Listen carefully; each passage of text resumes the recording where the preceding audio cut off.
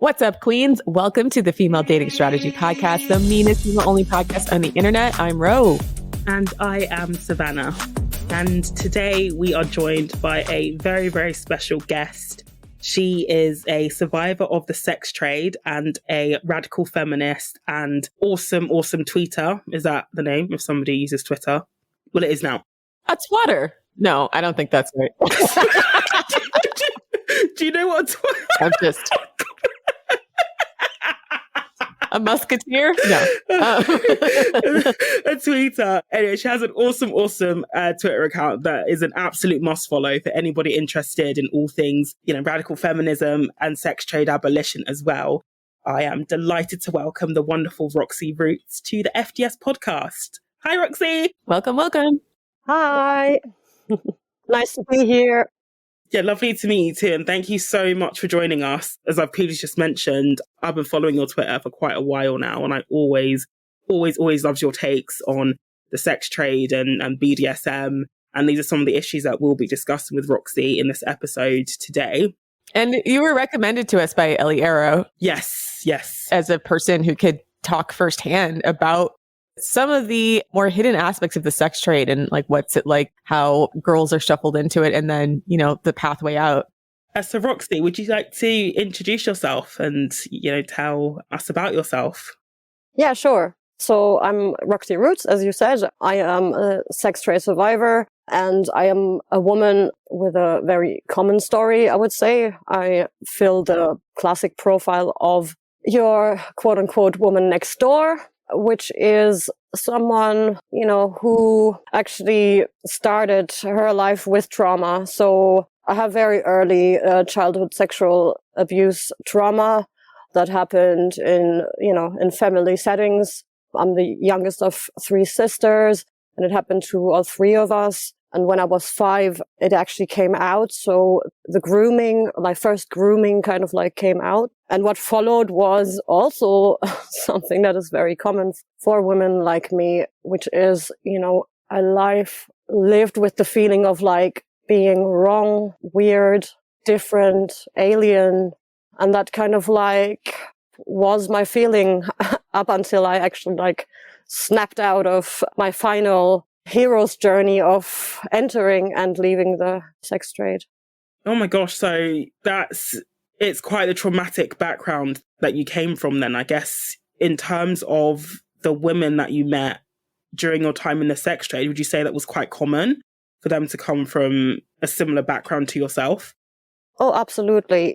We trauma bonded. And for me, coming into the sex trade, I think it's the same story for so many other women that they're searching for belonging as well as perhaps some kind of feeling of sisterhood. And I think that's what I stumbled into as well. And so a lot of women come from, council housing backgrounds, they had it really hard. They also had bullying and all this kind of experience. Perhaps there are more and more alternative girls getting pushed into the industry as well because, there's this whole insecurity thing, perhaps, well, this is how it was for me, someone who always felt kind of outlaw or a misfit or something like that. To have this industry wave with, wads of cash and social media portraying these women themselves, portraying themselves on social media like they've made it and stuff, this can obviously lead women into this kind of dream of getting out of the misery that they've been in before. So before I started in the sex trade, I never had a job for longer than a year. I've worked in corporate world. I worked everywhere, but I couldn't, I can't, I have the highest sick days, I can't work. So that is something that I've heard women say, women with trauma experiences and women with mental health. They're now even saying it. They're doing this work, quote unquote work, online prostitution in the form of OnlyFans, for example, because it's the only job that they find is an option for them, so it's a meeting ground for all these outlaws. And yeah, I trauma bonded with lots of my former quote unquote colleagues. And I felt oh my God, we're so similar, but we are, I don't know. That's what I probably said back then was at least I'm getting paid for it, I guess. Yeah, so that's an interesting tidbit because that has been an argument I've seen from a lot of sex workers is that, oh, well, I couldn't work a normal job. And a lot of it has to do with untreated trauma, untreated mental illness, untreated learning disabilities. And so a lot of women who tried office work, and there's there's a structure to office work. There's like a culture around it. So it can be really difficult. And I say this as a person who also grew up really, really poor, didn't understand a lot of the language of like an office work. And yeah, and felt like, like an outsider, felt like a weirdo myself. That yes, if you come into that kind of environment where you're dealing with people that are fortunate enough to not had poverty or trauma, they have like a whole language in the way that they are. And it can be really alienating for people who don't experience. And I feel like, I sometimes do feel like women in particular can be like, there's not as much like outreach or coaching for women like that. Whereas I feel like for men, sometimes you feel like the white collar work is to sort of integrate them into the group. Or for women, it's really easy to fall through the cracks and then become, economically vulnerable enough for someone else, someone who is giving you the promise of fast cash and an easy life and setting your own schedule, like all the things that people that do these marketing schemes, like multi-level marketing schemes, like promise people, except it's just for the sex trade because you think it's going to be a pathway for a job that, gives you obviously financial stability, but also doesn't put like the same cultural structural pressure of showing up to a traditional white collar job. Yeah. But we also have to obviously say, like, with it comes, or what pushes women into that is obviously the normalization of it all, and also the sheer ignorance of how the normalization and even the lobbying for removing highly dangerous sex practices out of, mental health diagnosis books and stuff like that actually, leads to women not even acknowledging or realizing or knowing or understanding that what they're doing to themselves or what they regard as sex or edgy, progressive sexual behavior, that it's not, and that's, I think, really difficult these days. It seems like a lot of women's emotional trauma is like criminally undiagnosed if it doesn't follow along certain sexism lines. And that was a conversation we had with some users who are autistic who were talking about the same thing, where it's like a lot of the signs and symptoms are things of learning disabilities or a neurotypical behavior. But because no one explains it to them, there's no like medical help, there's no resource. The people that are like, they're so vulnerable to these guys to just swoop in and give them like something that seems like it'll work if you're not neurotypical, if you're struggling with trauma or mental illness. Absolutely. And with boundaries in general, which is something that I think trauma creates a lot, and especially in women with the type of trauma that we are dealing with from, perhaps like teenage years or something.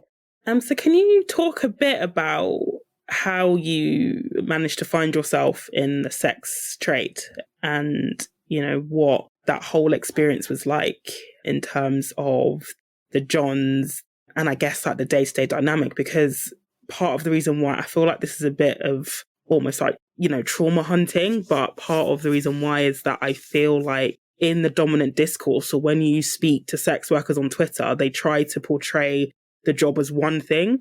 And when I've interacted with sex workers on Twitter, I can literally see the cognitive dissonance where, they'll say, I get to set my own hours, I get to work for myself, my clients respect me. And then when I look at their profile and then I scroll down several tweets, it's like, them lamenting that a client has recently disrespected them in an awful, awful way. So from my interactions with sex workers, I do feel like they hold a lot of cognitive dissonance towards the job and what it involves and their feelings towards it. It'll be interesting to hear the perspective that you have as somebody that has actually been in the industry.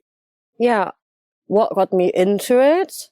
Lifelong, really, really bad boundaries and basically early sexual, like hypersexuality, basically, like, as trauma abuse survivors can either go 180 or like the complete opposite end. And I turned out to be someone who stumbled way too early across porn and stuff like that. And then with the separation of my parents, I basically like quote unquote matured overnight. Like I was like, I need to be grown now. I'm grown now. And so I had my first time like very early, like, yeah. And that's kind of like how it went on. I had like long-term relationships. So I had my first relationship from 13 to like 19, 20 on and off as well. Like it was very toxic, very, very toxic. Like, I literally like thinking back, and this is this sentiment that I was in when I was like 27, when I stumbled into it, was like, look, I've always been like, my life long, like so far I've been in long-term relationships. So, this first one, and then like a 4-year long, and then like a short one. And then I was like always with like boys that looked at me 2 minutes, and I'm like, oh my God, he sees me, because I felt invisible like my whole life. And so whenever a man would look at me, I'd be like, yeah, I want to be normal. Like, with the trauma, what kept coming into my head was like, how am I not fucked from what happened to me as a child, right? I want to be normal. So I performed this heterosexuality. Whenever a man looked at me, I just went with him, and I got very obsessive and stuff like that. My first relationships were like that. So I learned more and more, and ended up basically with 27. I had, stopped with the toxic relationships. And I thought, I was like, okay, I've understood it now. I'm just fucking around with narcissists. That's not it. Maybe, I'll do this like, kinky stuff now, and like kind of like do what I didn't do in my teenage years, as they were all like dating and stuff like that. And I was in Brighton, obviously. So what groomed me was Brighton. I have to, just say. So I actually left. Sorry, I'm American over here. Sorry. What is that? Oh yeah, Brighton, the progressive, flag-waving, kink and queer scene. Place in the UK, yeah. A place in the UK, yeah. It's by the sea. It's in the south, but like Roxie said, it's quite progressive, quite quirky. Basically, almost like a town of misfits that is accepting of anyone and everyone. Like even the infrastructure and housing is just quirky and just looks out of place, but it works down in Brighton. Like you'll see people walking around with like pink hair, or like So it's basically European San Francisco. Yeah, but probably say a lot more like misfitty is Brighton. But yeah, that's along similar lines, yeah. So, okay, so question. So yeah, just talking about your relationship. So I wanted to point this out because this is something that a lot of women, trauma or not, have fallen into, is like the performative femininity, because you want that sense of normalcy. I feel like that's a trap that so many women fall into, trauma or not, but especially girls who've experienced trauma, because you feel like, oh, I want to have this relationship. I want to, paint this picture perfect family.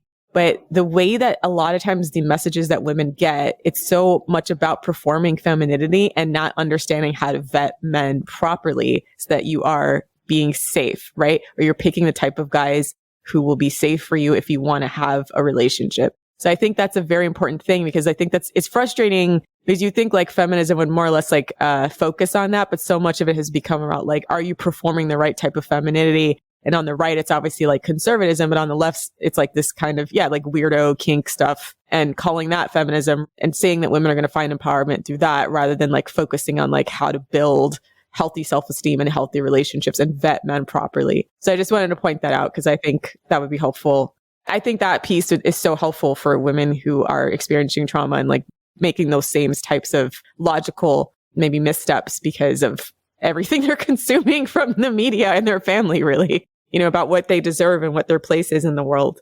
The interesting thing with all of my former abusive partners were that they were like, quote unquote, like artists, and like, kind of like, how would I call them? Like they're fucking... I'm assuming they're left wing, and I think like more progressive, left wing, abstract, artsy types. Yeah, but also like, quote unquote, like, not masculine, like, more like soft boy, I would call them, that was soft boy, soy boy.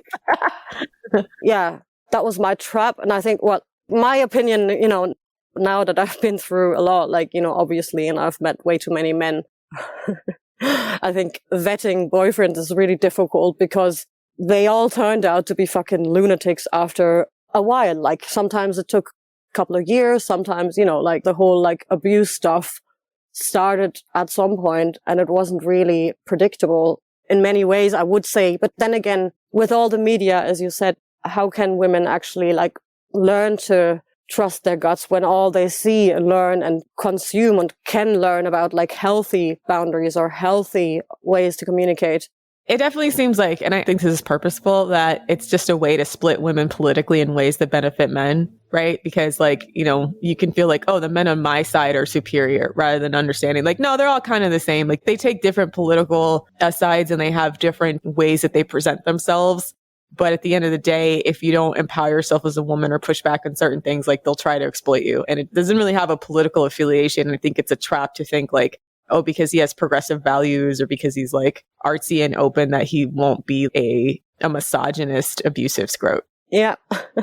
Like for me, again, sexual abuse experience really fucks you up and fucks everything up. And I only really come across I really, really deeply understood it now, taken a lot of time for me to understand that, like performing all this stuff, like literally I was so fucked from the early stuff that I saw on the internet. And I was very sensitive. I'm a very sensitive woman. Like I'm really emotional and easily triggered, obviously. And obviously this pornography that I saw when I was like maybe like 12 or something in school from some boys on the screen, it obviously really twisted my mind a lot.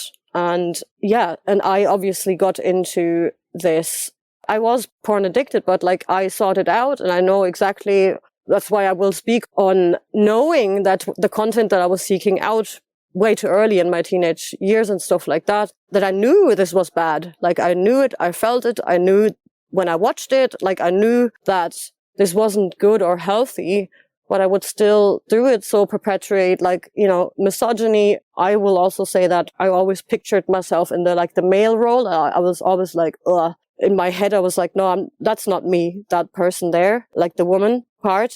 That was very early. And yeah, so I got into depravity, but through the lens of it was becoming more and more normal in the mid 2010s and stuff, my early womanhood and like my late teens, like in the early 2000s, it became more normal and more kind of like edgy and cool and stuff. And as someone who never fit in, never had like friends, like lots of friends, or I always lacked like depth in everything.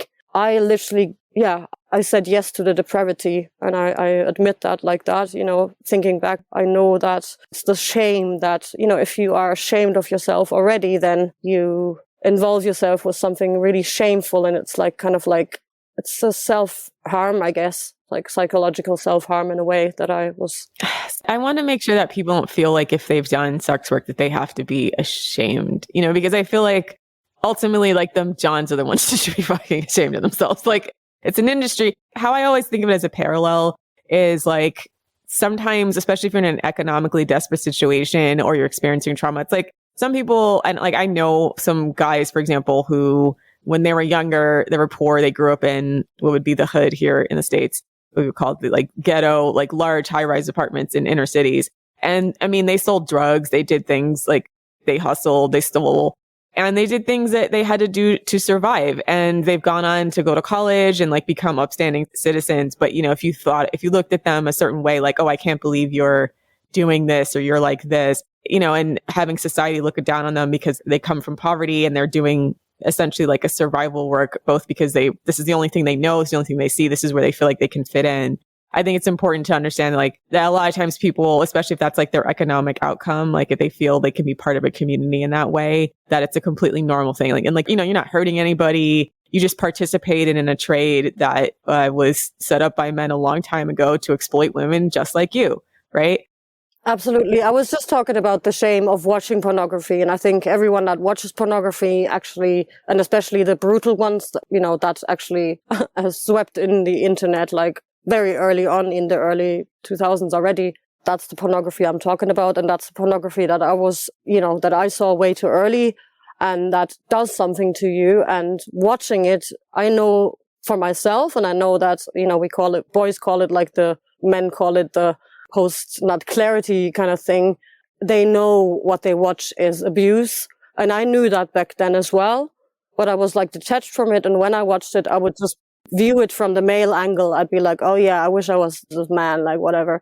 That's literally how I used to watch porn. And that was how someone who grew up with shame around all of this topic kind of like, it is also a form of grooming, and grooming in the form of like looking at pornography and knowing what you're watching there is really brutal, and it must, feel a certain way, but like you just look at it detached and you're like, that's kind of disgusting, but also it turns me on. Like, and it's really a weird thing. It's a really, really weird thing. But again, it's built from shame. Like, I think it's the basis of it is shame when men and women watch it, what it creates. Yeah, that's true. That's fair.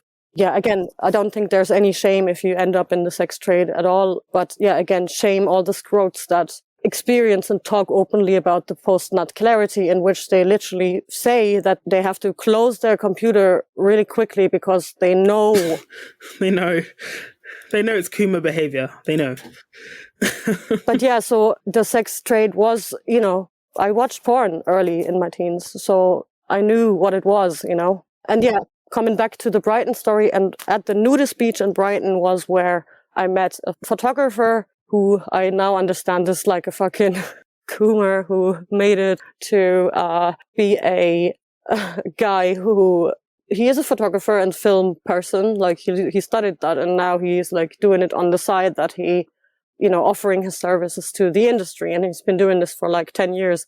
Met him in Brighton on the nudist beach, where I was just there because I'm like a hippie and I just like to be, free. What I didn't, it was just, we went there through a former raver friend, and he had with him a model who was like 5, 6, 7 years younger than me, like early 20s. I was like 27, right? And she had like a Mercedes and like all of the things. She was like rich and stuff, and she was in the trade. She was a model, glamour model is what she introduced herself. And she flirted with me, like back then I would call myself still bisexual. So I was infatuated with her, and she was like, "Oh, you're so sexy." Oh, she's his bottom bitch. With your alternative look.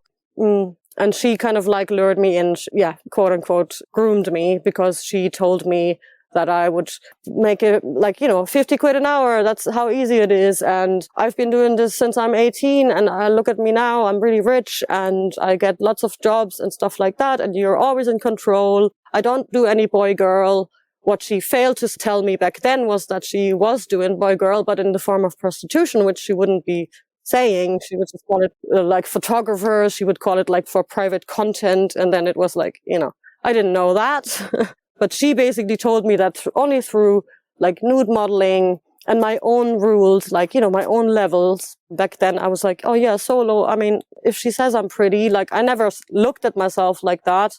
I was a punk. I was I was always like a kind of freak. I always cut my own hair. I had a mullet back then. Like, come on, it really worked.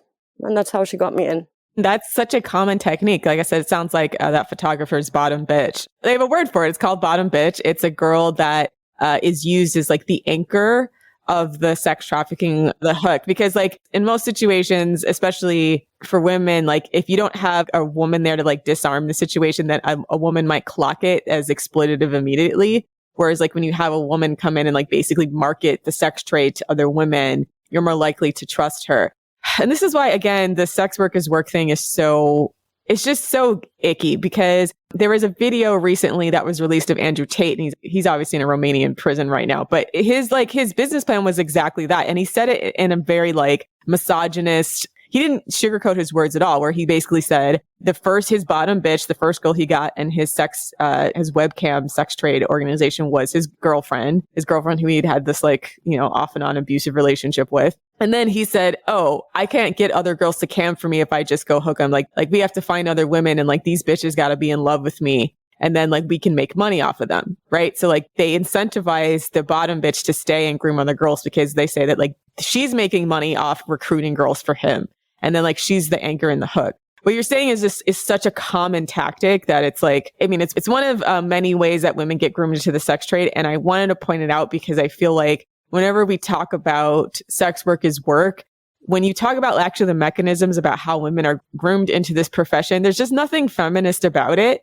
And if you're disgusted with Andrew Tate and you still think sex work is work, you're going to have to ask yourself why. Because technically, if you think this is a job, like this is just the recruitment arm of a legitimate job, right? Like, why are you disgusted at like someone like Andrew Tate who says the truth about how the sex trade is? Like, he doesn't couch it in flowery words or try to make it look nice. He's just like, it's a capitalist industry, and he uses women to recruit other women who they intimidate with fear and shame. And then he makes money off of that. And there's always these type of characters. There's always the man behind the entire operation and the woman who's like his right-hand woman that helps to groom other girls. They make bank off grooming other girls into the profession. And it's ultimately very capitalist. And that's why I kind of feel like it's delusional to think it can ever be female friendly because, it's really hard for labor to exert power, especially if they're traumatized labor or poor labor.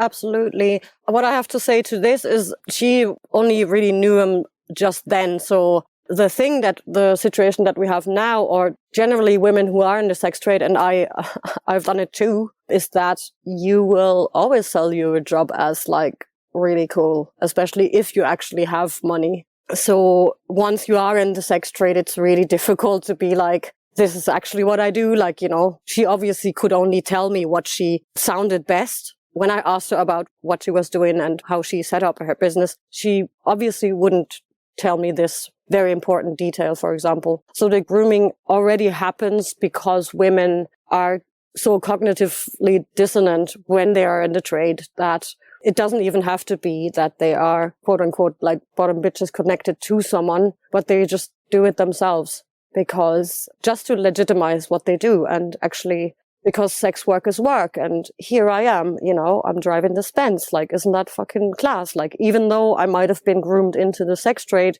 before I was 18, because this, I'm not going to go too much into detail, but like there was a story and she also has like some, trauma happened to her. So again, once you're in the trade, you will just pretend everything is fine. And this is actually really important.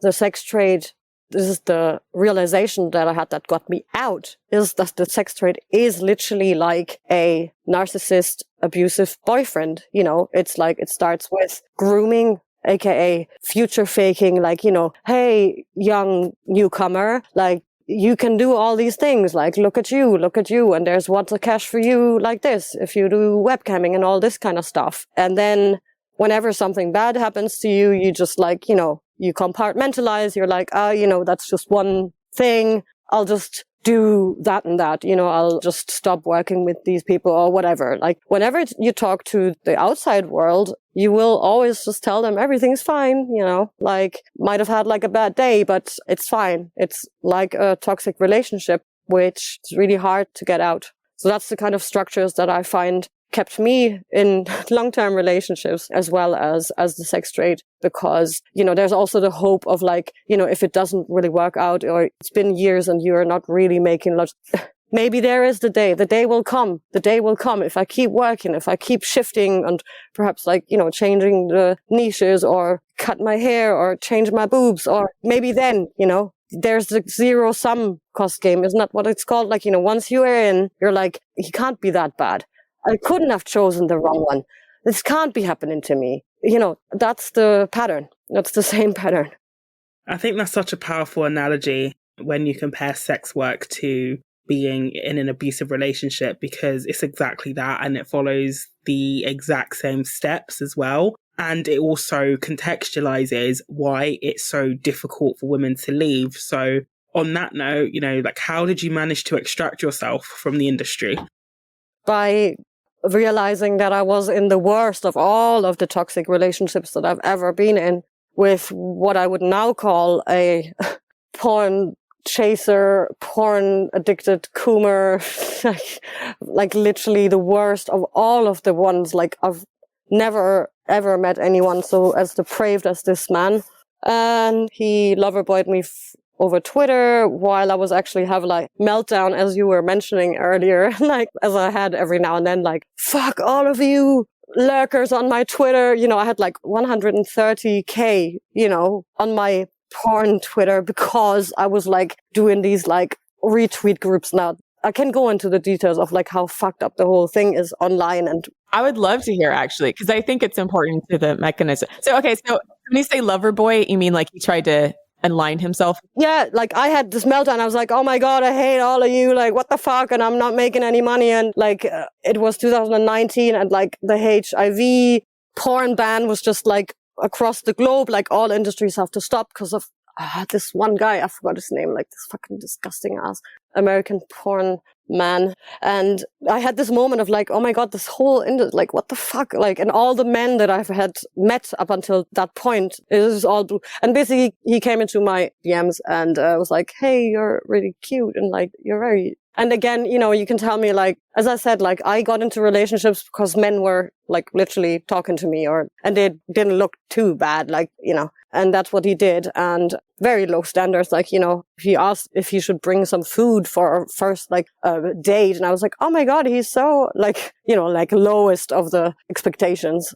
Anyway, yeah. So I was with him for like 1.5 years. In that time, he gave me STIs. Like I was obviously in the industry. I was still like shooting with people, and he was like starting to say stuff like, you know, you should only shoot with me, but I want to shoot with women because, and he was like basically like getting into the industry through me. I was already like a quote unquote big name, whatever, blah, blah, blah, blah.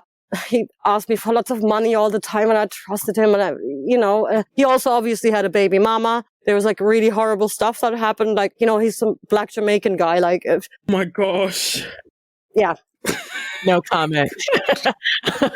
I'm saying nothing.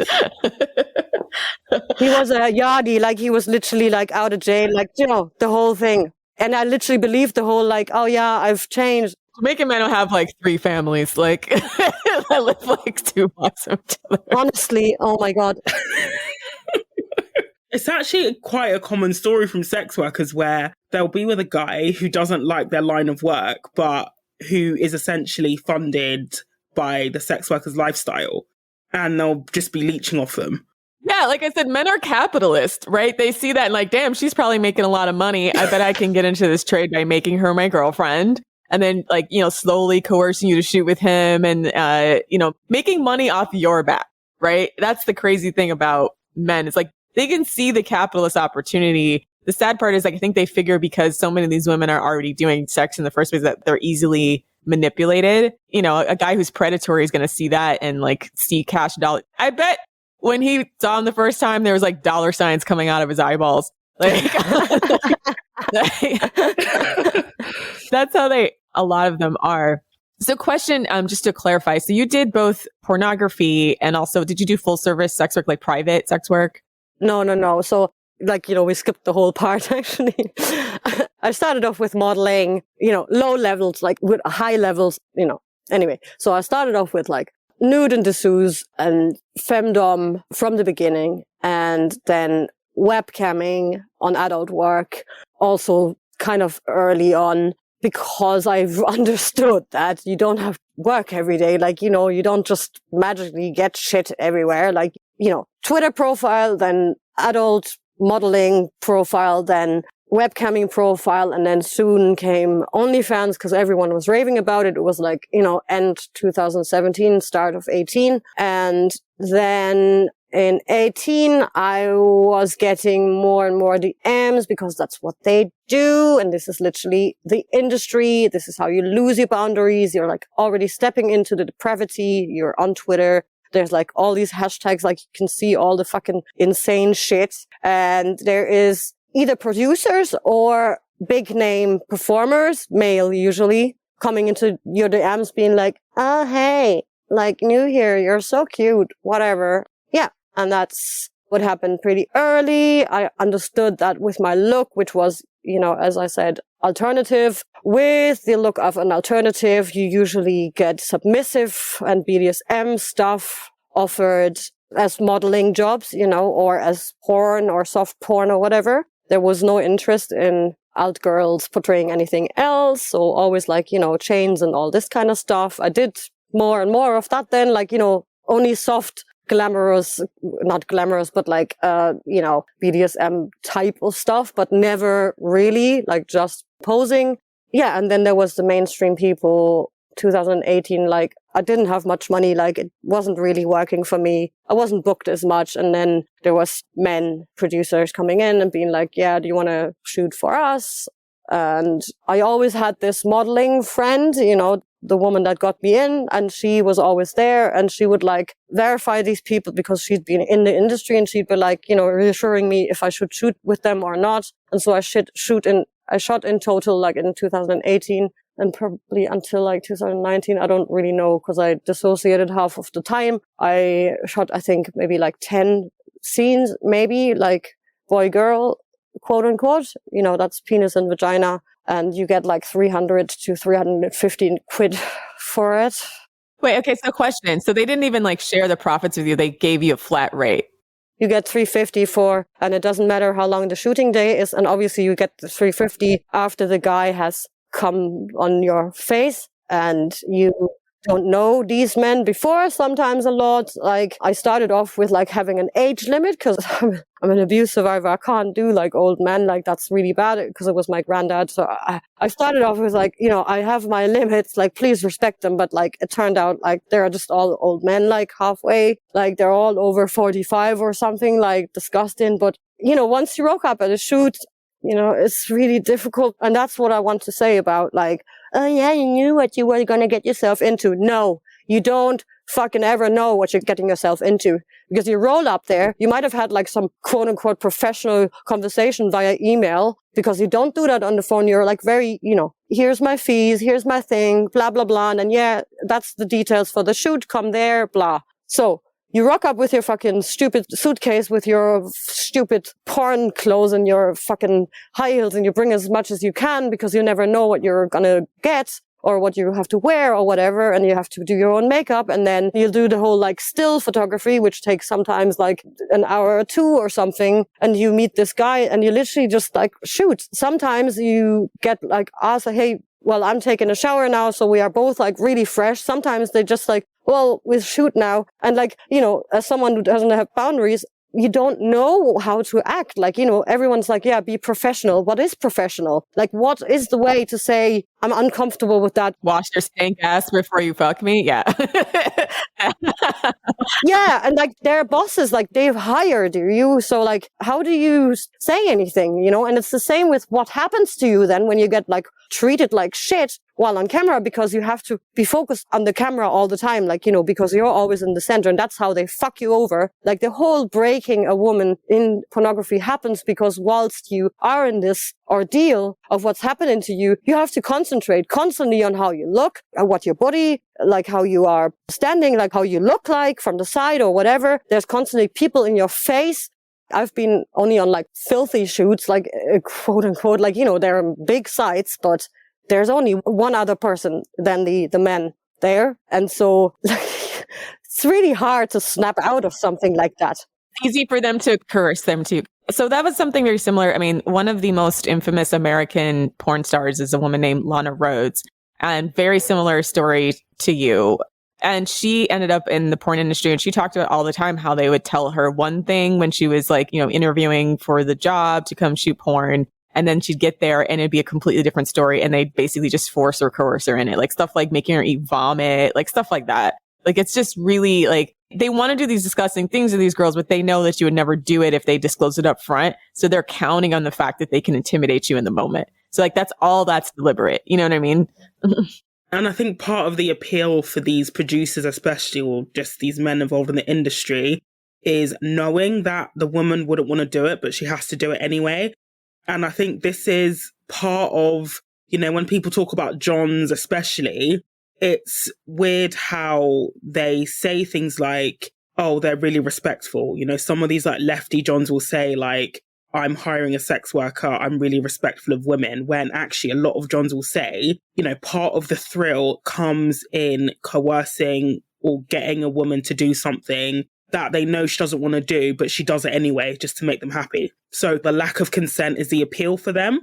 And this is why things like, sex work and the porn industry can never truly be ethical, because the industry thrives off the lack of consent. That's what, gets a lot of these men off. They know the woman is in pain. They know that the woman didn't consent, but they just don't care. And actually that aspect of the industry is what's most appealing to them. If we look at the BDSM industry, which we'll talk about in a bit, Roxie, because I know you have experience in that as well, is that there's that Madonna Hall complex. I'm not sure if you came across it, where, doms would be like, for example, subs who would do whatever they wanted. They actually look down on those women. And, I never got this comment myself, but other submissives that I came across, they would say like, because, you know, like, oh, like my dom said he can never do what he does with me to his wife because he likes and respects her too much, because he's compartmentalized that sub as being, I guess, part of BDSM as well, is that pushing of boundaries. He's compartmentalized her as being somebody who is willing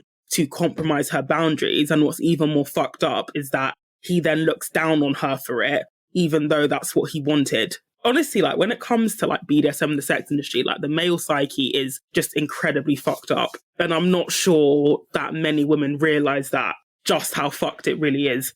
So one thing that you mentioned was about how like you only got about $350 pounds. I think you said 350 pounds. Okay. So euros. I don't know.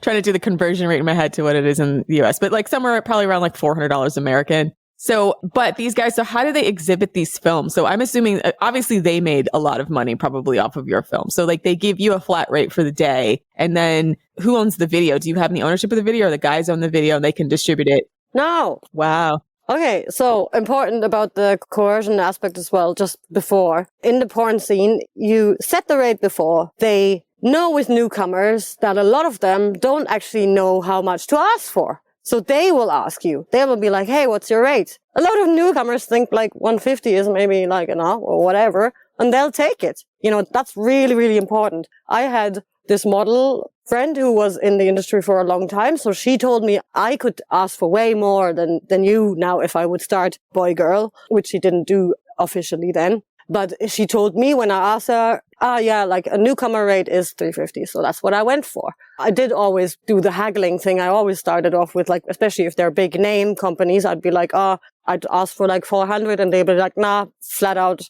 No, our general rate is 350. That's what all models get. And that's, you either take it or you don't. So, and very important, obviously, we get paid after the money shot. Like, you will endure everything because you know you will get it after the money shot. And in obviously extreme BDSM abuse pornography, you will only get it after you film the end bit where you are asked if you were under the influence and if you liked everything that was done to you, and which you will obviously say yes to, because otherwise you don't get your fucking money. Wow. They won't pay you unless you lie. I did one really bad scene in which I had to split it in half. Like I couldn't keep filming after hours and hours. I actually shat myself. I will just say that. He treated me so badly, like, and from the deep throating, you know, from me being really nervous and not eating properly before, from the deep throating, you know, because you have to gag so much, like my whole like intestinal system, like everything was really like, you know, when you have like, it's really bad. So I actually had diarrhea, like, and then they were like, yeah, well, that's really bad. I was crying. I was it was the worst day of my whole life. And they were like, yeah, well, I was actually apologizing. Like, this only happened because it was the roughest ever. It was rape, like actual, like fucking rape. And I like literally, and then I had to come back the next day, because that's when I got my money, and they didn't pay me more or anything. I got 350 after I had to travel there again, lose money because I had to pay that second trip on my own, and still got only 350 quid. They still put that clip online, and yes, I had to film the disclaimer at the end where I said, this was a great shoot, would love to come back. That's so disturbing that they tie your payment as a condition of you pretending like you consented to everything. That's such trash. And I think if there was any way to attack the sex industry to force some kind of change, I would almost make that like some kind of legal requirement that like you get paid whether or not you do that like quote unquote disclaimer. That's trash. So the other question is, okay, so they have ownership of the video. So then how did they distribute it? Because a lot of people were saying, so there's some women that are like, oh, you know, they've accumulated enough followers on OnlyFans. So like they do these like shoots because then they make money on their OnlyFans. But do these guys keep the video and then they make money on their platform and then you only get the flat rate? No, I mean, women do stuff with mainstream companies because that's how they get their name up and that's how they get more exposure. That's the reason. Unless you shoot like really extreme stuff, like the only way that you can make money in pornography, like these days, if you do like, you know, triple anal in the Czech Republic, like, you know, if you go to Prague or if you go like do the really, really hardcore stuff. Yeah. I only did like, you know, just boy girl. Like if you do boy girl, then it's like a blowjob, 3 positions and then the money shot, like, more or less. Yeah, so we were talking about this with Guild9s and then also from our independent research that right around the pandemic, so like 2019, 2020, when a lot of women started signing up for OnlyFans and finding out like the average earnings was something like $180 a month. And a lot of it had to do with like oversaturation of the market, and that the women who tend to make a lot of money on OnlyFans are the women who came from the mainstream porn industry, who had name recognition. But obviously the mainstream porn industry is crazy exploitative. So like, meaning they didn't get paid. Like Lana Rhoades, for example, she said like she did like a lot of films, and she said she didn't even crack 6 figures. And I think she did like 70 films over a course of a year. Like she was doing them like twice a week and didn't even crack like 6 figures, like from the porn industry, like the mainstream porn industry. But because she did so many films, eventually when she did her own OnlyFans, she was then able to make a lot more money on OnlyFans because she had done so much basically free work, almost like damn near free work for the mainstream porn industry. So that's interesting because that's the lie of OnlyFans, right? A lot of them are like, oh, and and obviously OnlyFans gives a percentage of earnings to people who get other people to sign up for OnlyFans. So a lot of the lie of OnlyFans up until now has been that like, oh, the independence aspect of it. But the truth of the matter is like the way that these people are getting exposure is either the mainstream porn industry or they do or the New York Post, at least I don't know what the equivalent is in Germany, but like the New York Post or the Guardian will like make an article about like, oh, this teacher decided to quit her job as a teacher to become porn. And so like, it's basically like a subtle advertisement for a person's OnlyFans. I mean, it's like any type of content creation, really. I mean, there's going to be people that make a lot of money at it but most people won't. And then like, in order to get exposure, you have to go through a channel where people will recognize you. So that's interesting. But if you go that way, they're going to force you to do really fucked up things for a little bit amount of money. And obviously, I mean, that's what I did. So even though I was like very determined, like I was like, I'm never going to be a sub. Like, I did one sub scene, but like, I did, webcamming, I did domination like all the time through, but like, the odd session, like, but then these few big UK, like, it's a really small island, like there's not much happening, but I shot with the, on the lower side, like on the lower end, there is some like quote unquote higher, bigger production, I guess. Yeah. Not just gonzo and like, fucking GoPro cameras, but like proper cameras and maybe a makeup artist. But, I shot like with the lower end spectrum people and I was hoping for more exposure. Like I was like, okay, if my name gets out, blah, blah, blah. Anyway. Yeah, so I did the mainstream time, and during that time I had an OnlyFans as well, like already from 18 onwards. But yeah, I'm a really good example. I had lots of lurkers from this exposure on my Twitter then, like they found me on Pornhub or whatever from these scenes, but they wouldn't sign up to my fucking OnlyFans, which I had, back then I still had at the beginning, like I was one of the first few, like the payout, like numbers were only like maybe like thousands or something. Like there weren't many people on there yet, but yeah, mainly like these professional porn stars, whatever. And because I was then like, I'm a porn star, like I was like, yeah, it probably is going to work. But yeah, I had my price at like 10 or 12 or like $15.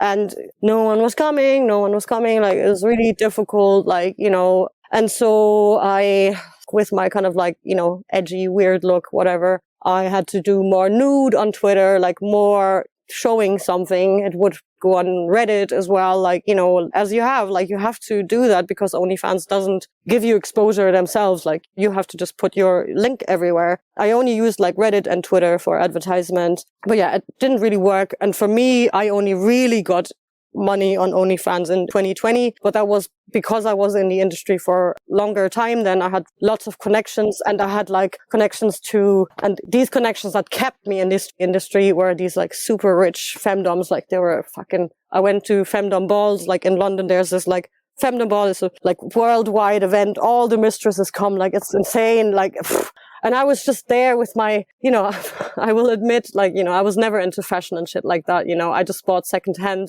like some fucking high heels, whatever. I saw some that looked kind of like, all right, we can work with that. Whatever. All of my outfits, I bought like secondhand shit, and they were all with their like super expensive, like latex stuff. That's like, it was all so mad, like, But anyway, I had a friend who I met. She was in New York, dominatrix, and she got me into like retweet groups, and like she gave me tips, and she got me in connection with assistants. And that is basically where we are now, is that by the time that OnlyFans boomed, it was already the case that most of the accounts that are really high earners, like, you know, they're not run by the people themselves. Like, you know, they have some fucking assistant. They do everything.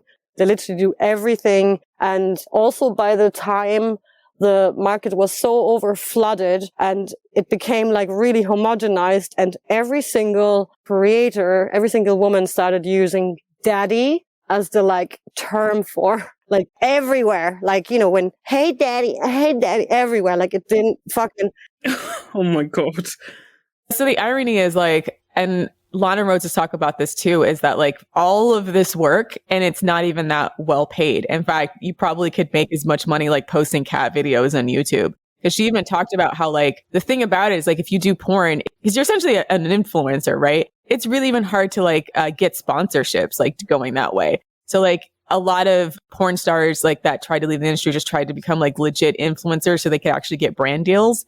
So it's like because of the oversaturation in the market of porn, and then you can't even really get brand deals, and all of the major studios don't pay much, like the studios that you would have to go to get your name out of there. Like it's just like a complete racket at this point. And that you're better off, even if you're like financially desperate and need money right away, you're actually better off like posting cat videos or like trying to be like a mainstream influencer so that you can potentially get like even just get like a sponsorship link or something where like if somebody uses your link code, than trying to do porn, because it's like once you're in that loop, unless you're one of the lucky ones that gets like, you know, who gets like a huge audience, and that's probably not going to happen until you do a ton of until you do a lot of work in the mainstream porn industry, like in the formal porn industry, then you're going to you're going to be underpriced for a very, very long time. You know, obviously like we're at your body, and then kind of you're going to have so many movies out there to be really, really hard for you to leave the industry.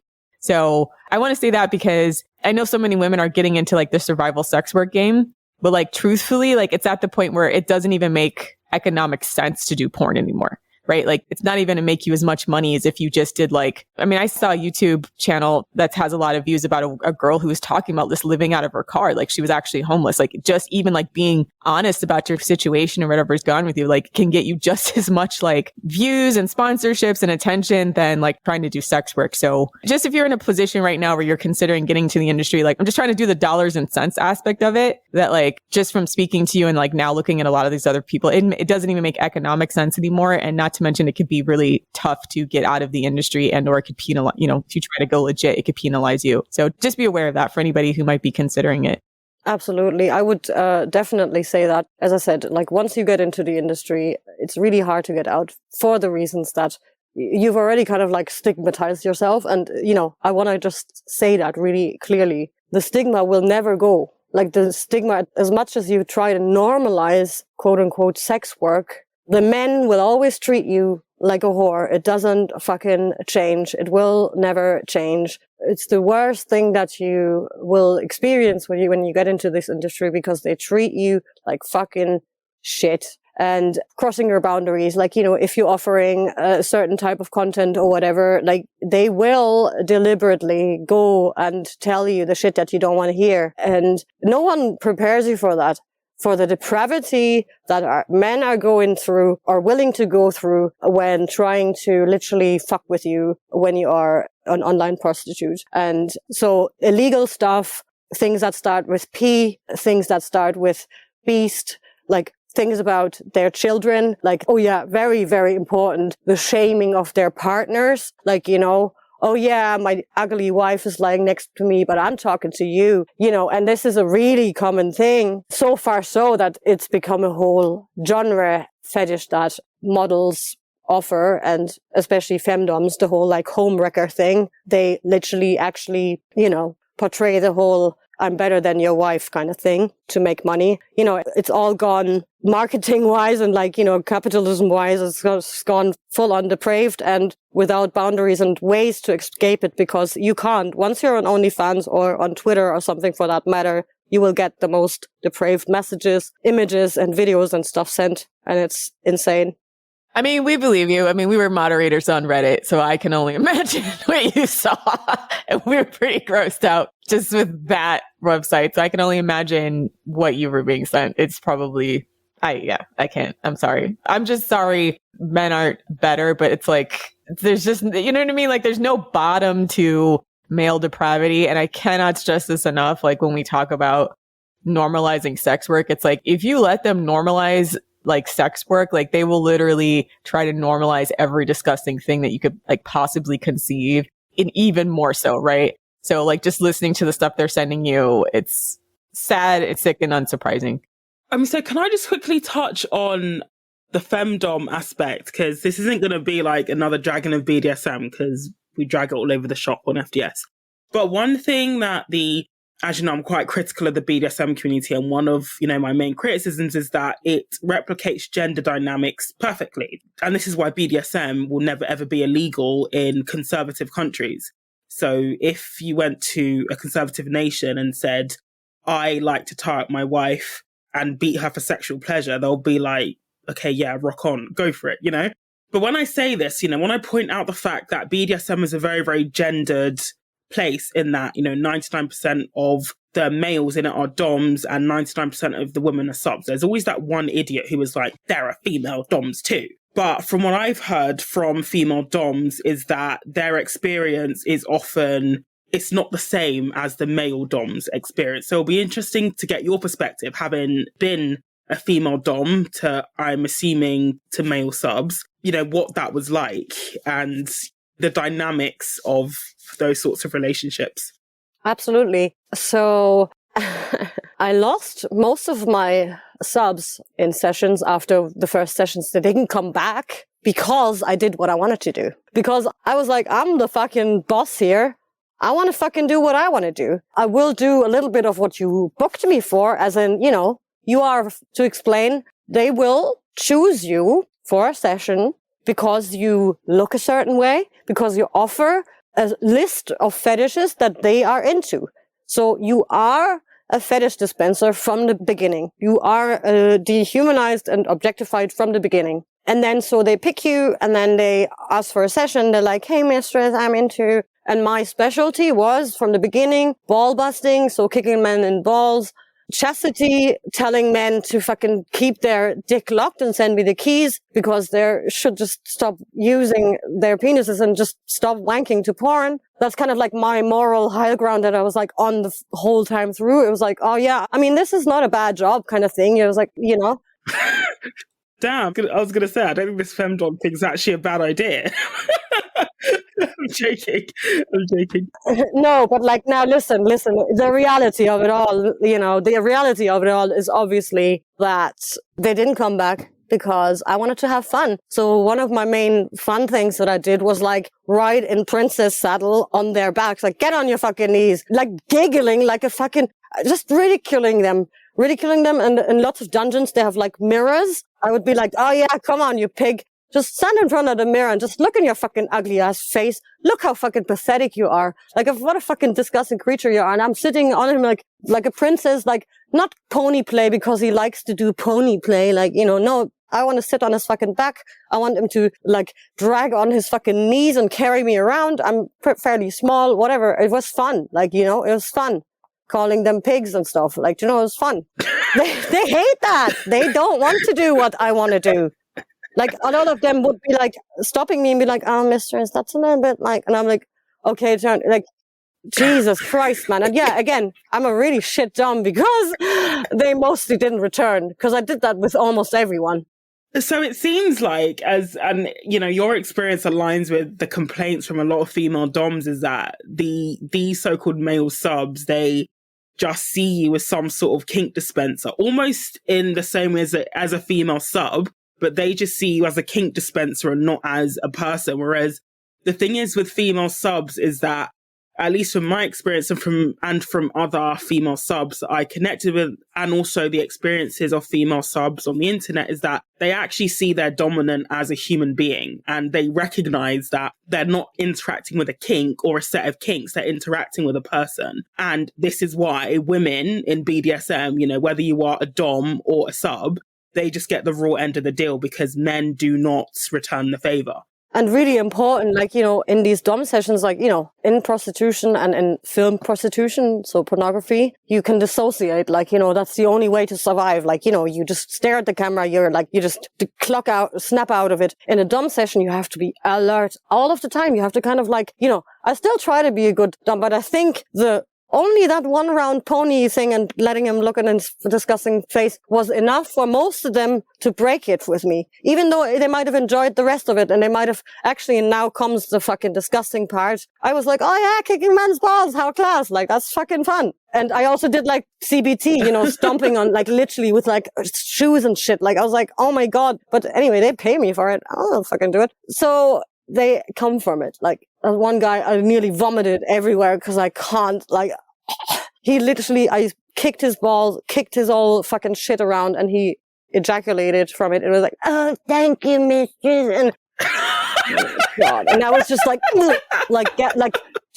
gagging. I was like, so unprofessional. Like, but then I told him like to lick it up and fuck it. But anyway, oh my God, man, what the fuck? It broke me. That's one of the realizations. I was like, my God, you know, they actually like it.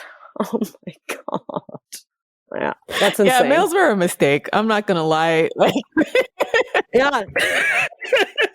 Oh my God. Like, honestly, I had this like returning customer that on cam who ate his own shite. And he didn't realize that whenever I had him, like, I would just put something over my screen. Like, you know, I just put another, like, window over it. But he had to eat the whole plate. Like, and he would, like, Oh my God. And sorry, really sorry. But, like, before he came, he would be like, mistress, I know you hate this. Like, he came to me because he knew I really hated it. Like, you know? Yeah, again, boundaries. But I was like, okay, well, I'm going to put up my minute price to, like, at one point, it was like 10 quid per minute. And he would eat there. I would make $1,000, 1.5 just from a call like that because he would be there for hours. This is the time I wish we had video podcast because the shocked Pikachu face I have right now, I can't sorry. describe. I'm really sorry. Like, it's so disgusting. I mean, no, it's like, I'm never surprised. That's the thing. Like, there's nothing you can say to me where I'd be like, no, a man wouldn't do that. There's nothing you can say to me that would make me feel like, oh no, there's no man that would possibly. No, of course there are. Like, that's, yeah. Yeah. Like, he loves to deprave himself so much that he pays all of his money. Like, he didn't have much money. Like, he wouldn't come for another, like, 2 months. That one time then I put it really high. But that's how fucked up they are. He had to come to me. He had to come to that one mistress who had it in her, I have in my profile. I was like, no shit like that. Okay. Well, we are not doing this here. He wants to coerce you into watching him eat his own shit. And pay way too much money for it too. Yes. To fuck him up really like a lot. And that's his thing. But yeah, lots of them. I think that's one of my worst and best because again, like rich, you know. You know, if we start running out of resources because of global warming, I feel like we need to start just kind of rounding these type of guys up and just not letting them consume any more air or anything. No, it's a waste. It's a waste, honestly. Yeah, interesting thing. Well, what I did all the way through was like field research and like asking the same questions to all of the men, like why, how, why are you doing, why are you doing this? Why? Why are you? Why are you into this shit? Why are you doing this? Like, why? And most of them would tell me the story that comes out of the mind of an XY who has the emotional intelligence of a fucking pebble. They all had like pre-pubescent or like early puberty experiences, like, you know, the ball busters, for example, because they were fighting with a girl on the schoolyard and then kicked her. She kicked him on the balls and he kind of got hard because it was his first like physical contact with girls. And that's how their organic kink forms. I have to really say that because nowadays when people say, oh yeah, I have a kink, what they mean is they've watched so much depraved pornography that they've now ended up at this certain kind of like stuff that they saw. You know, it's really important to say. But like my field research that was with predominantly like older, like most of the clients would be older, like 45 plus, I guess. yeah, the organic development would be like stories like that. And even something with the poo stuff, like all of these, it would all be like early puberty. Again, like really weird connections. Like, yeah, foot fetish. I had some foot fetishists as well, looking at their mother, sister, teacher. Really important, really important. And getting a boner and then being like, oh, that's my thing now, apparently. Like, what the hell? Who does that? Why? Why? Tell me. Because that's not what? I don't get it. But again, money. They paid me money. There were times where I got like lots of money off of them and stuff, and that kept me in there. But yeah, only coming out, I realized again, I'm a fetish dispenser. Like, they don't care. They literally do not care. So I focused on beta male humiliation. That was my thing the whole way through, which is the umbrella term, which includes then, chastity, kicking you in the dick, emasculating you, or this kind of stuff. Now there is the really important turning point and kind of like important like crossover point that I have to the whole TRA stuff, which is obviously that I had lots and lots and lots and lots and lots and lots and lots and lots of men asking me to sissify them, force feminize them, or forced by with my partner back then the black guy. I was doing like interracial cuckolding. Oh my gosh. So, that was in video, but also like dominating another white male for being a beta male. Wait, one minute. I mean, so men were actually paying for this? They pay to buy condoms with the alpha males cum in it. Oh my God. I'm really sorry. No. It's like, we're laughing because it's like, why? I feel like I've left this call lesbian.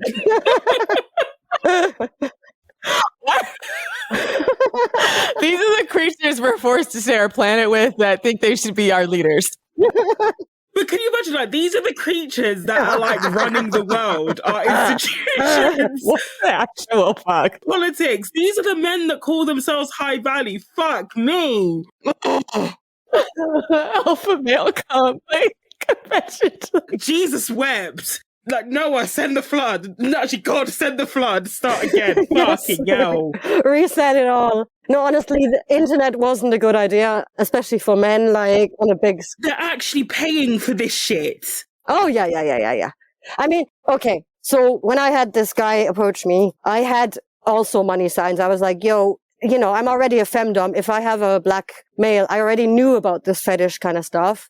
Right? I knew there's this interracial. If you do interracial, which is only ever meaning a black man with a quote unquote BBC, you all know, and, a white woman. And then there's there's lots of them. And how it really started was with the popularizing of Blacked and stuff, black.com. These really, they call it like glamorous interracial focused mainstream porn that really boosted this whole like, movement of, interracial cuckolding, which is, quote unquote beta males.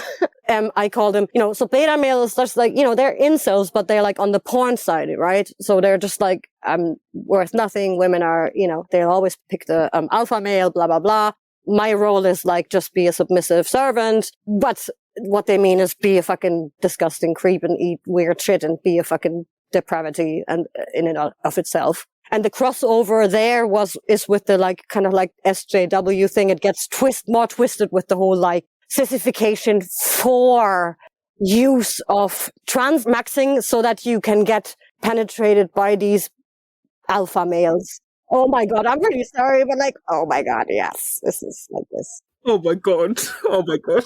I swear to God, I had this inkling that a lot of people online who are social justice warriors online, like it's actually a kink. And now you're just confirming it. They're like it's very important. We need to do like a whole episode on like lefty SJW prostitution porn, because that's a whole episode. I got the distinct feeling like interacting with some SJWs online. I'm like, oh, I feel like this is sexual for you, but I can't prove it. And now confirmation. We need to definitely do a future episode on that. My gosh, like, yeah, that's a run through. The stuff I've heard in this episode. Wow, like, oh my God. I knew it was bad. I didn't know it was that bad. Like, I didn't know, like, males will actually pay for that amount of depravity. Fucking hell. Oh my God. Yeah, these males call themselves, like, they have usernames like Virgin Loser 88 or 89 or whatever, like usually around my age as well. You can bet your life. You can bet your life. Oh, yeah, bet your life as well. that these men would call themselves the Virgin Losers are on like the Red Pill and the Manosphere subreddits doing like Alpha Male 88. Like, bet your life on that. I would say they're on the fucking incel forums. Like, that's my guess is that, you know, I guess they are literally just on the incel forums as well. Like, it's all one big. That's the thing about incels. The thing about incels that's actually hilarious is like how they're bottom barrel, but they still look down on sex workers like they're above it.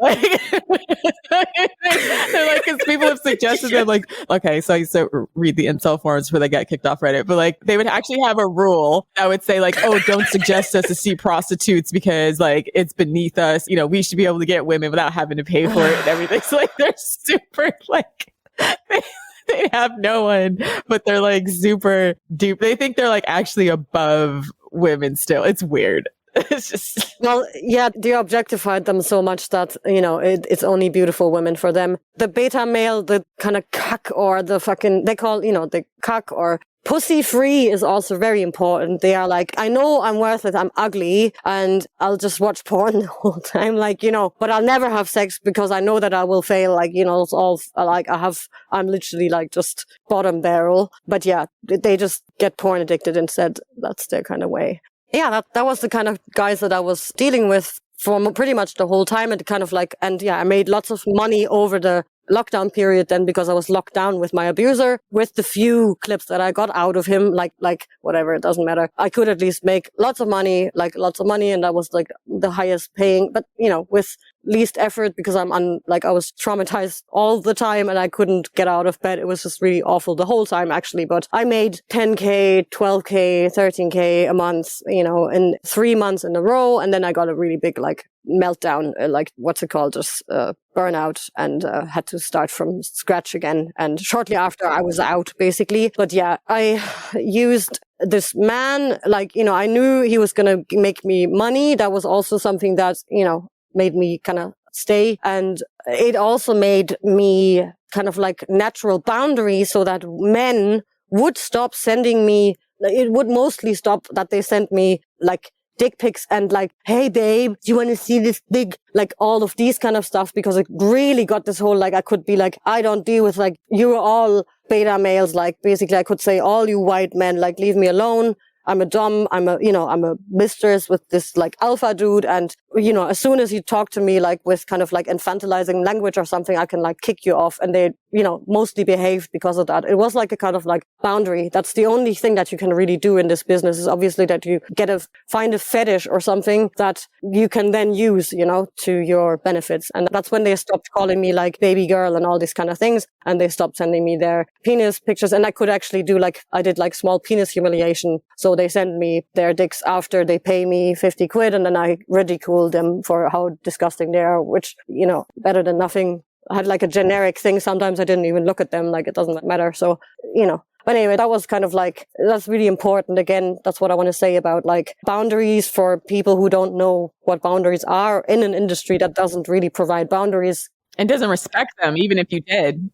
For me, that was what I kind of like did. I was like unintentionally or like intentionally, I was like, if I, you know, this is going to change everything. If I am doing this now, this is like, I have another position kind of thing. So changed my whole marketing and changed my name again. I changed my name 4 times always to kind of like hopefully start new. Like, so they don't know what I did before and then, you know, start new. They'll always like find me again or still be obviously following me and like seeing my whole like fucking attempt of getting through all of this. But anyway, yeah. So that's the kind of story with that. So what's your next steps for you? So like, what is your plan or your pathway to, I think, transition to, I guess, more mainstream work? Or like, what are you interested in doing now? I need to heal first. I actually fled from this abuser and the industry and everything from the UK. I was living in London up until 2021 and came back to Germany, where I've left like in 2014. Never wanted to come back, but I wanted to just get back on my public health and stuff and just get away from this stalker. Like he was literally stalking me up until the end. Like it was just insane. And just want to get on therapy. I'm still waiting. It's been a year now because everything is just overloaded. But yeah, I just want to heal. I want to speak out. I literally need to speak out because, more people need to speak out. I don't give a fuck. I've been abused. I've been like verbally abused in the industry, called ugly and looking like a man or whatever forever. And I will just keep doing that. I don't give a fuck. I need to expose this whole fucking shithole. I will not stop with that. I will keep talking. And that's what part of my life will be. I want to start writing more and stuff like that.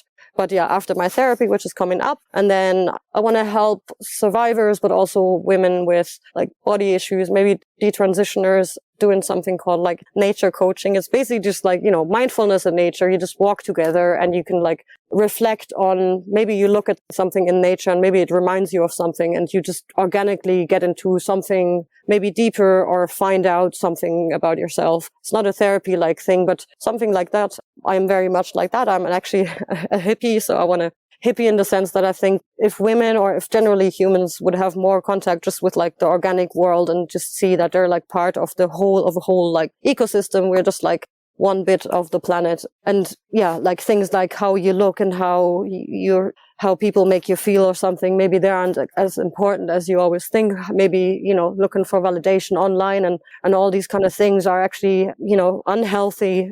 And having more time in nature and getting rid of all of that for a bit. That's kind of like what I want to build my future business or like what I do in probably like NGOs or things like that. That's what I want to do. Cool. That all sounds so, so wholesome, Roxie, and we wish you all the best in that journey.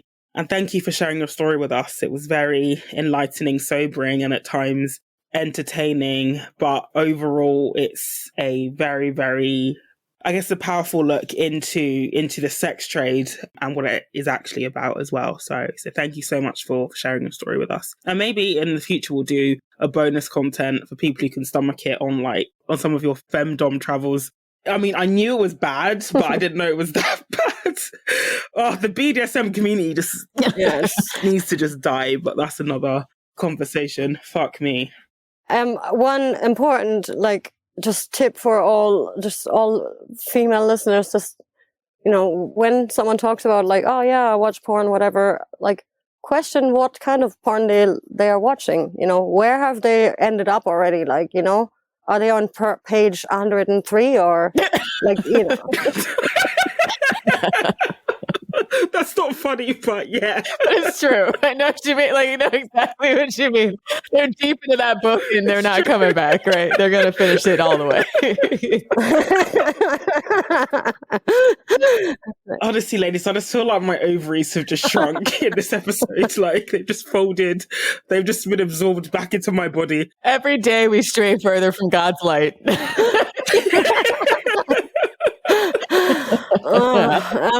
Yeah. Honestly, I fully believe this is a Bible reference, but Sodom and Gomorrah was probably referring to BDSM stuff.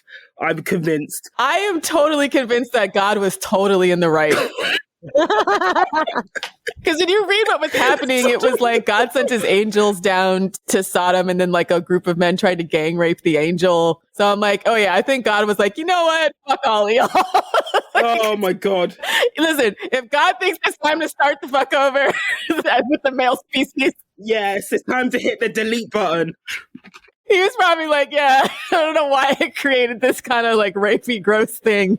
It's time to hit the delete button on humanity. This is so funny. Pretty much the entire Old Testament is God hitting the delete button on on men multiple times because he's just I keep giving you free will and you just keep making all this disgusting shit with it. Keep doing all this disgusting shit. So yeah, I mean, if even God thinks humanity was irredeemable for thousands of years before Jesus, then, who are we? Who are we to question his judgment? Yeah, I guess that's what I would call it as well. I think if you are at the level where, women, really young women with 18 come on the internet, on Twitter and open the OnlyFans and already have kinks like consensual non-consent and really bad other things, then it's time to question everything. And obviously, the same goes for those creeps that have to be exposed for what they are and what they actually do online. And the depravity has no ends. Like, it's gone way too far. A little thing to Google for you is, and that I want to finish off with that, is we have ended up where porn addiction is a fetish, and it's called gooning. Gooning. Oh, no. Goona. And, well, yeah, that's literally what it is. They also call themselves like porn sexuals under the whole like flag fucking thing. You know what I mean? Christ. You know what I mean? If you do it in the LGBTQ thing. Are they an oppressed minority now? Yeah. Or they're tech sexual, like, I don't know, whatever, like monosexual, I don't know, whatever. Yeah, that's how far we are now. And that's like basically the end. Like, yeah, I guess, like, that's it. So this was an enlightening conversation. Yeah. A further deep dive into male depravity. God. Yeah. Thank you for listening to me and my disgusting stories. Thank you so much for coming on, Roxie.